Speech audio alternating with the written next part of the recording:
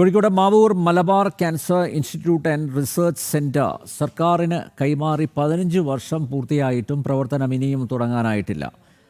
മലബാറിലെ അർബുദ രോഗികൾക്ക് ഏറെ പ്രയോജനപ്പെടുമായിരുന്ന സെന്ററാണ് സർക്കാരിന്റെ അനാസ്ഥ മൂലം കാട് കയറി നശിക്കുന്നത്. 1997 ആധുനിക സംവിധാനങ്ങളോടെ കെട്ടിടത്തിന്റെ നിർമ്മാണം ആരംഭിച്ചത്. തുടർന്ന് 2001 ആദ്യഘട്ട നിർമ്മാണം പൂർത്തിയാക്കി. ക്യാൻസർ രോഗികൾക്ക് ആവശ്യമായ റേഡിയേഷൻ ഓങ്കോളജി സെന്ററിന്റെ പ്രവർത്തനം ആരംഭിക്കുകയും ചെയ്തു. എന്നാൽ പിന്നീട് നിർമ്മാണ പ്രവർത്തനം നിലച്ചതോടെ 2010 ഡിസംബറിൽ തെങ്ങിലക്കടവ് ക്യാൻസർ സെന്ററിന്റെ കെട്ടിടവും 6 ഏക്കർ സ്ഥലവും സൗജന്യമായി ആശുപത്രി മാനേജിംഗ് ട്രസ്റ്റിയായ ഡോക്ടർ ഹഫ്സത്ത് ഖാദർ കുട്ടി സർക്കാരിന് കൈമാറുകയായിരുന്നു. സർക്കാർ ഏറ്റെടുത്തതോടെ മലബാറിലെ ക്യാൻസർ രോഗികൾക്ക് പദ്ധതി ഏറെ ആശ്വാസകരമാകുമെന്ന് കരുതിയെങ്കിലും 15 വർഷങ്ങൾക്കിപ്പുറവും ആശുപത്രിയുടെ പ്രവർത്തനം എങ്ങുമെത്തിയില്ല.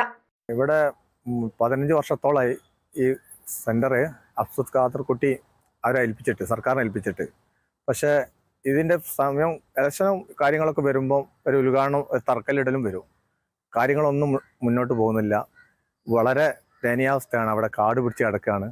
അവിടെ വവ്വാലുകളും അങ്ങനത്തെ നാട്ടിലുണ്ടാകുന്ന ഈ നായ അവരൊക്കെ താവളായിട്ട് മാറിയിട്ടുണ്ട്. അവിടെ സർക്കാർ എന്നും അടിയന്തര നടപടി സ്വീകരിക്കും പറയും. പക്ഷെ ഇന്ന് വരെ അത് ഉണ്ടായിട്ടില്ല.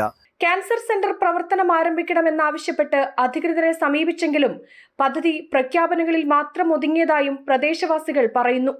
എന്തെങ്കിലും തുറന്ന് പ്രവർത്തിക്കാച്ചാൽ ഒരു കാര്യം അതുമില്ല. ഇതിങ്ങനെ കാട് പിടിച്ച് കിടന്നിട്ട് കാട് പിടിച്ച് കിടന്നിട്ട് ഭയങ്കര ശല്യം, നായ്ക്കളെയും ഇതിൻ്റെയൊക്കെ ഭയങ്കര ശല്യം ഉണ്ടായിരുന്നു. അതിനോട് ഇത് തുറന്ന് പ്രവർത്തിക്കാച്ചാൽ എത്രയും നല്ലതാണ് ഞങ്ങൾക്കൊക്കെ. നിലവിൽ കെട്ടിടം കാടുമൂടി സാമൂഹ്യ വിരുദ്ധരുടെ താവളമായതായും നാട്ടുകാർ പറയുന്നു. ജനം, കോഴിക്കോട്.